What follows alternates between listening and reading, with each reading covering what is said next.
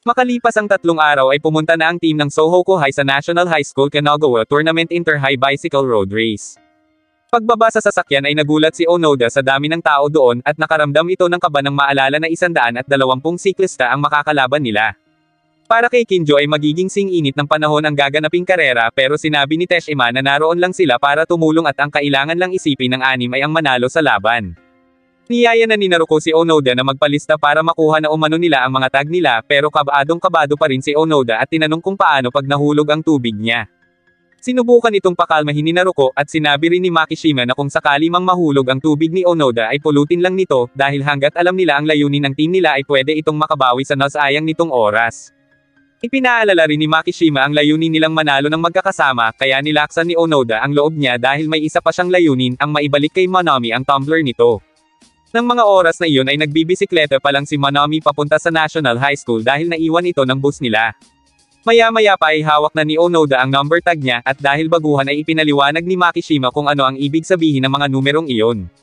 Iyon ang ranking nila base sa pwestong nakuha nila noong nakaraang taon kaya nasa pang 170 na bilang sila dahil nangulelat noon ang team nila. Hindi nagtagal ay nakarating na ang team na nasa kauna-unahang bilang ang nanalo nung nakaraang taon, ang Hakone. Naalala ni Onoda na taga Hakone si Manami kaya nagtaka ito kung bakit hindi iyon kasama ngayon. Bago magsimula ang opening ceremony ay inanyayahan muna ang team na bumubuo ng Hakone Academy at doon nakita ni Onoda ang late na si Manami. Itinaas niya ang tumbler nito para mapansin siya nito. Samantala, hindi na nanood si Ima Izumi ng opening ceremony, bagkus hinanap niya si Midosuji na siya niyang nais na talunin. Nang marinig na ini-interview iyon ng host ay agad na tumakbo pabalik si Ima Izumi. Umakyat si Midosuji sa entablado at sinabi sa harap ni Fukutomi na layunin niya na durugan at wasakin ang Hakone Academy. Tinawag ito ni Ima Izumi kaya napunta sa kanya ang atensyon nito at sinabihan siyang lampas sabay tawa. Habang patuloy na tumatawa ay tinanong nito si Ima Izumi kung sasabihin ba nila sa lahat ang nakakatawang pangyayari noon na hindi umano nito makalimutan. Galit na sinabi ni Ima Izumi na nagpunta lang siya doon para sabihin kay Midosuji na hindi niya gagayahin ang lihim nitong pandaraya at lalaban siya ng patas at ipaghihiganti niya ang nangyari noon. Gayunpaman mas lalo pang natawa si Midosuji at paulit-ulit na sinabing nakakadiring tingnan ang mukha ni Ima Izumi. Pagkatapos ay ipinaalala ni Midosuji na natalo si Ima Izumi dahil nahulog ito ng nasa 5 minuto at 7 segundo ang pagitan nila noon at hindi na nito napanindigan ang 90 RPM na cadence. Mas lalong nagalit si Ima Izumi at pinabulaanan ang sinabi ni Midosuji kaya mas lalo itong nang-asar at sinabing sino kayang maniniwala kung sabihin na namatay ang nanay habang nasa karera.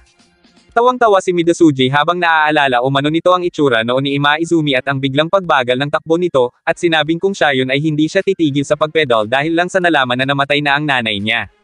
Dahil sumusobra na si Midosuji ay nagsalita na si Naruko at sinabing hindi lampas si Ima Izumi pero inawat agad ito ni Kinjo, habang sinabihan naman ni Fukutomi si Midosuji na kung isa itong siklista ay sa karera na lang ito magyabang. Doon pa lang tumigil si Midosuji at bumalik na muli sa kanyang team. Nagulat ang ilang naroon nang malaman na iyon ang mga taga Kyoto Fushimi na dating mga palakaibigan. Nagtaka rin ang mga ito kung bakit ang first year pa lang na si Midosuji na ang ace at hindi na si Ishigaki. Habang naglalakad ang mga ito ay sinabi ni Ishigaki kay Midosuji na sobra naman ang ginawa nito kanina sa entablado pero sa halip na mapagtanto na mali siya ay pinisil pa ni Midosuji ang mukha ni Ishigaki at tinanong kung bakit hindi iyon magpakita ng paggalang sa kanya.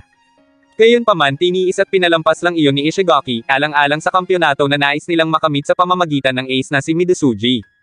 Para kay Ima Izumi ay hindi pa rin talaga umano nagbabago si Midosuji pero tiniyak niya na tatalunan niya iyon. Hindi nagtagal ay ipinaalam na sa mga siklista na dapat na ang mga iyong pumunta sa starting line dahil magsisimula na umano ang karera sa loob ng 5 minuto, kaya naman inihanda na ni Namiki ang pagkain at inumin ng team nila. Bago tuluyang magsimula ay ibinigay na ng 3 ang mga tubig nang biglang matamba si Onoda dahil sa kaba. Gayunpaman kahit papaano ay nakatulong ang pagkatumbang iyon para huminahon si Onoda kaya sinabi ni Naruko na humanda na ito. Habang nakatingin si Miki kay Onoda, sinabi niya sa sarili na naiinggit siya rito dahil ang unang laban nito ay ang pinaka-awesome asam na Inter-High at kasama nito ngayong lalaban ang isang mahusay na team.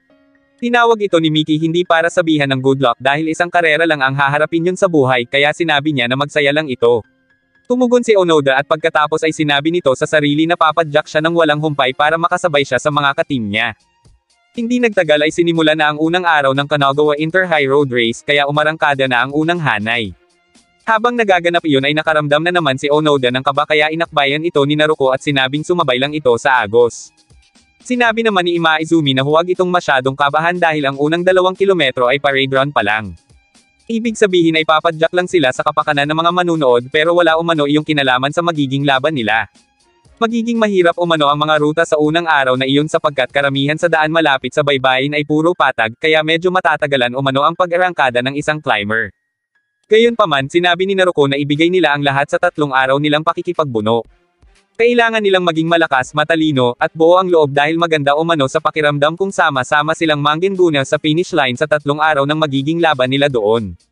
Dahil sa mga sinabi ng dalawa ay nakaramdam si Onoda ng kakaibang lakas, at doon ay sinabi sa kanya ni Ima Izumi na wag siyang magpapaiwan sa mga patag na daan. Samantala, isang taga-Hakone naman ang napansin ni Kinjo na biglang bumagal. Si Manami pala iyon dahil nais lang nitong sabihin kay Onoda na tiyakin yun na makalampas ng slope at kapag nagawa umano iyon ni Onoda ay maglalaban ulit sila. Pagkatapos ay bumalik na si Manami sa pwesto dahil malapit nang magsimula ang laban pag nakalampas sila sa overpass.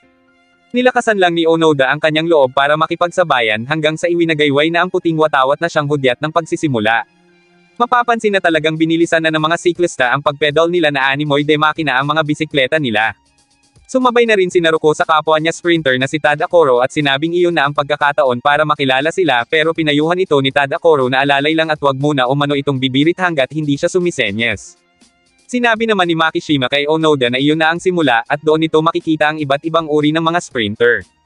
Ang mga sprinter ay maituturing umano ng mga star sapagkat ang mga iyon ang malalakas at mabibilis at hindi rin matatawaran ang galing ng mga iyon. Sa simula ng karera, ang bawat sprinter na napili ng bawat grupo ay magtatagisan ng lakas at tibay ng mga hita, dahil ang paglampaso umano sa kalaban at ang manguna ay pagpapakitang gilas sapagkat para na ring tinakot ng mga iyon ang lahat ng siklista. Dagdag pa ni Makishima na kailangan lang magmasid ng mabuti dahil ang matitinik at malalakas na sprinter lang ang siyang manggenguna sa unang araw pa lang ng karerang iyon. Hindi nagtagal ay nagsimula nang ang umarangkada ng husto ang iba kaya tinanong ni Naruko si Tadakoro kung hindi pa ba sila kikilos. Ngunit sinabi nito na mas maganda kung magbibigay muna sila ng kaunting partida at sa kanila gugulatin ang mga iyon kapag may pagkakataon na. Hihintayin nila na makaliko ang mga iyon yung hindi ng mga iyon malalaman na nasa likuran na sila. Nang mga oras na iyon naman ay sumakay na sina Miki sa van para pumunta sa feed zone kung saan nila aabutan ng pagkain at tubig ang mga sikliste nila. Habang iniaayos ang mga pagkain ay nanghinayang si Sugimoto sapagkat hindi umano nila gaanong mapapanood ang karera dahil magiging abala sila. Hindi nila malalaman kung sino ang nangunguna o kung sino sa mga sikliste nila ang nakikipagpukpukan para manghuna. Gayunpaman, sinabi ni Miki na hinati naman sa ilang bahagi ang ruta ng Interhigh ngayon. Kada 15 kilometro ay may nakalagay umano na mga sensor na tulad ng makikita sa starting line at kada paglampas ng bawat siklista sa linya ay nai-record agad ang resulta. Ang impormasyong iyon ay ipinapaalam din sa bawat siklista. Ayon pa kay Miki, ang pwesto ay bahagi ng isang stratehiya at kung may isang nanguna sa itinalagang pinakaunang checkpoint ay magiging malaking advantage iyon para sa isang siklista. Nagsalita si Teshima at sinabing iyon ang dahilan kung bakit ipinapadala ng bawat eskwelahan ang mahuhusay nilang sprinter, bagay na sinang-ayunan ni Miki dahil iyon umano ang tungkulin ng bawat sprinter sa kanilang team. Maya-maya pa ay ibinigay na ni Tadakoro ang senyas kay Naruko kaya umarangkada na ang dalawa. Napanganga si Onoda habang nakatingin sa dalawa dahil para umanong mga motor ang mga iyon kung bumulusok. Kinumusta naman ni Fukutami ang sprinter nila na si Izumaida na ngayon lang ang unang beses na sumabak sa Interhigh. Sumagot ito at sinabing kayang-kaya niya iyon at nagpipigil lang siya pero magbibigay lang siya ng kaunti pang partida. Samantala, habang pumapadyak ay napansin ng iba ang mga sprinter ng Sohoko na nagjijigilan tungkol sa kung sino ang mauuna. May iba na inisip na stratehiya iyon ng dalawa para mawala sila sa focus nang sa gayon ay makakuha ang mga ito ng pagkakataon para manghuna. Ngunit para kay Shibata ng Kanazawa Misaki ay hindi siya matitinag ng mga iyon sabay arangkada. Nag-alala si Naruko at tinanong kay Tadakoro kung ano ang gagawin nila. Ngunit dahil walang gustong magpahuli ay pareho na lang nilang inungusan si Shibata habang nagtatalo at naiwan iyon na nagtataka kung bakit ganoon sila kabilis magpatakbo. Kasabay niyon ay napaisip si Onoda kung naging maayos kaya ang samahan ni Naruko at Tadakoro pero sinabi ni Kinjo na iyon ang imposibleng mangyari dahil kaya nga niya isinabak ang dalawa bilang sprinter ay dahil magkaiba ang ugali ng mga iyon. Kung hindi umano iyon gagawin ni Kinjo ay matatagalan bago ang mga iyon makaungos dahil sa dami ng sprinter na nasa harap ng mga iyon. Ang dahilan kung bakit napapanatili ng mga iyon ang kanilang bilis ay dahil nakikipagtagisan ang mga iyon sa isa't isa kahit magkakampi pa sila. Iyon umano ang tunay na laban ng mga tunay na sprinter dahil kung pareho ng mga iyon na iniisip na magbigay ay hindi magtatagumpay ang isang team sa laban na iyon. Patuloy na nagpapaunahan ang dalawa nang bigla nilang mapansin ang humahabol na si Izumaida na taga Hakone Academy. Pumantay ito sa dalawa at pagkatapos ay ibinaba ang zipper ng kanyang jersey. Dati nang nakalaban ni Shibata si Izumaida kaya masasabi nito na talagang kakaibang sprinter iyon. Inamin ni Naruko na napahanga siya ni Izumaida pero hinamon niya pa rin ito na magpaunahan silang makarating sa unang checkpoint na may layong 3 kilometro na lang.